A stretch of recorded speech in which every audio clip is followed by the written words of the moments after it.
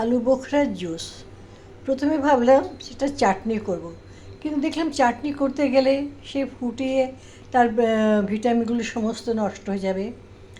এত উপকারী ফলটা, হার্ট, কিডনি, ব্লাড সুগার নিয়ন্ত্রণ, সব কিছুর জন্য, এবং স্কিন গ্লোয়িং, জুড়ি মেলা ভার। তো এটা উপকরণ বলে দিই কী করে।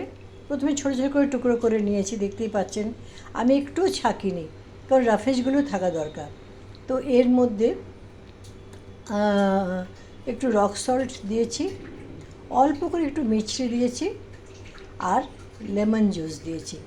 হ্যাঁ, এমনি যেমন রেস্টুরেন্ট হলে এটাকে ছেঁকে সুন্দর করে বটলে করে, তো আমি সেটা করলাম না। আপনি দেখতেই পাচ্ছেন যে একদম সব দেখা যাচ্ছে, এর প্রত্যেকটা অংশ হচ্ছে উপকারী।